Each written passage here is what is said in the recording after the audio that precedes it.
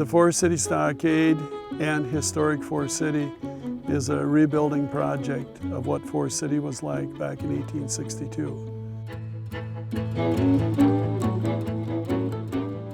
We have this drawing here that was done by a lady from Atwater, Minnesota in 1927. She gathered this information by talking to her father and her grandfather.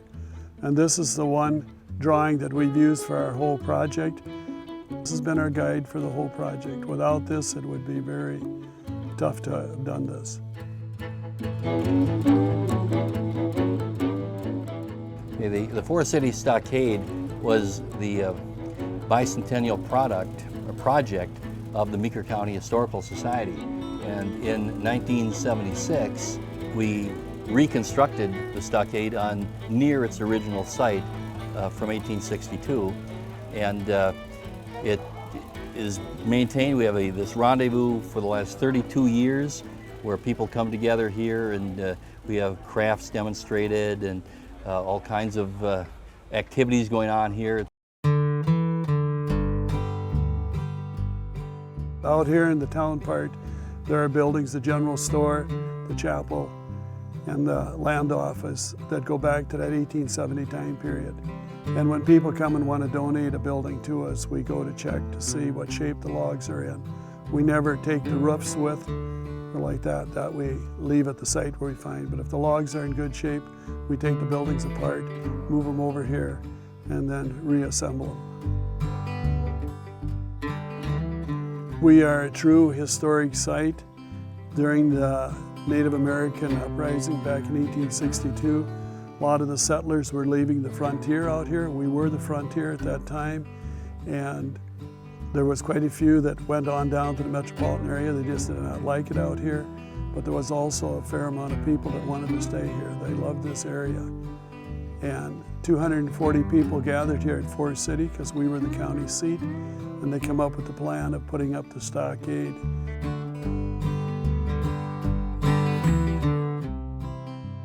I should say that the home that's inside the stockade walls was a home back then, and that's why they chose this site, because there was 2 families that lived in a home that size. And then they put up the walls in a 24-hour time period around that home to serve as a refuge for them while they were here. And they were here for 10 days and then just camped inside the walls there for that 10-day time period until things kind of settled down.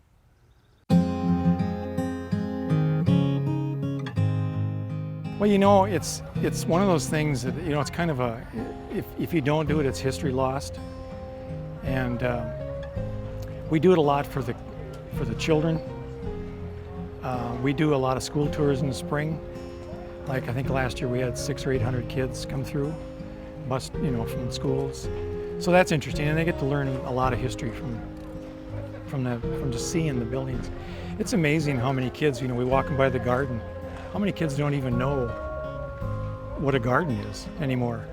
So it's history lost if you don't show it. So other than that, the old folks still, there's a lot of them still have memories of old farms and Grandpa's farm and that sort of thing. But it really is just a place for, I think, to relive history. And it's amazing, just today now, an old fellow walked in and he has another log house that he's going to donate to us if we come and get it. So I guess I know where my fall is going to be. So we take them down log for log and we bring them back and turn them into something useful. They're all log houses that were doomed to be burned.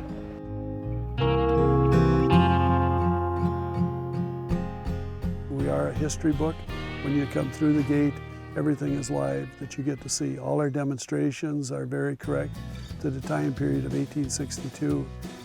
And whatever you get to see, all the people that volunteer down here are very knowledgeable in whatever area they work in, so they can share with you a lot of information that you are in need of.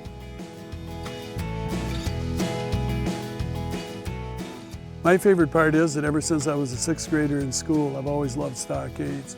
And when they were putting this one up, I thought life doesn't get any better than this, to have a stockade and a playground like this in your backyard. and that's what keeps me going. It's fun to come down here, spend time, and relive that time period of those early pioneers. We were invited here about 4 or 5 years ago. It's just a way to educate the public, to see the children's faces when they've never seen a spinning wheel, much less a weaving loom, or watch somebody take a piece of raw wool or a piece of what looks like straw. They might see it, you know, pictures of the farm and hay, and oh no, this is flax. It's a totally different thing, and you can even wear it. Just to see the look, it's worth it. And it's really fun to see the 80-year-old guys come through and go, oh, my mom used to make me run her spinning wheel. That's fun. The tools I have here, they're newer, but the style hasn't changed since leatherwork began. And the same techniques I use are the same as it was back in the pioneer days.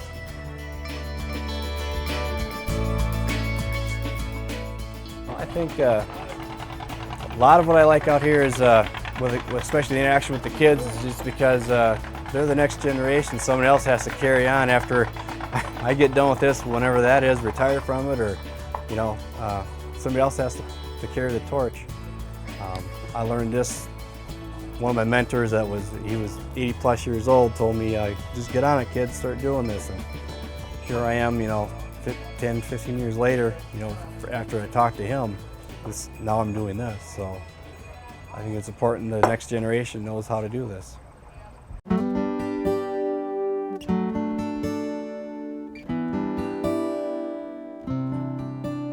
I think history in itself is important in that everything we learn prevents us from having to relearn it. The more we know about our past, the more we can have success in the future. And I think it's very important for our children to know what their heritage is, where they came from, and where they're going in the future. If they can maintain some of the fine arts, the fiber arts, that kind of thing, they're going to have a skill that very few people have nowadays. Well, I think the lessons of history are important, and so I like to see the young people being able to see what it was like here 153 years ago, and history is alive, and we need to remember it and keep the spirit of the past with us today. You need to know where you've been in order to know where you're headed in the future. And I think we have a lot of school kids that come and do tours here in the spring of the year. And I think it's a very good educational process for them to come and spend time here. This is so much better than looking at a film or whatever. This is how life was.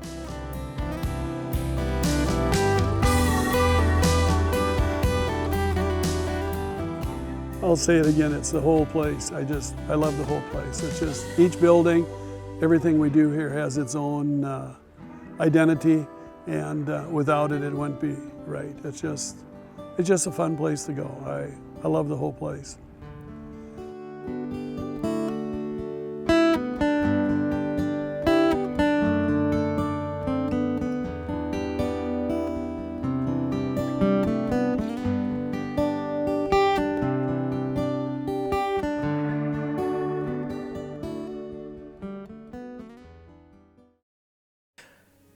This program on Pioneer Public Television is funded by the Minnesota Arts and Cultural Heritage Fund with money from the vote of the people of Minnesota on November 4th, 2008. Additional support provided by Mark and Margaret Yakel-Julien in honor of Shalom Hill Farm, a nonprofit rural education retreat center in a beautiful prairie setting near Windham in southwestern Minnesota. ShalomHillFarm.org. The Arrowwood Resort and Conference Center, your ideal choice for Minnesota resorts, offering luxury townhomes, 18 holes of golf, Darling Reflections Spa, Big Splash Water Park, and much more. Alexandria, Minnesota. Explore hundreds of lakes, trails, and attractions for a great vacation or a place to hold an event. ExploreAlex.com. Tri-State Brain and Spine Institute, with locations in Alexandria, Edina, Crookston, and Maple Grove. Doctors dedicated to evaluating and treating all types of brain and spine problems, no matter how complex.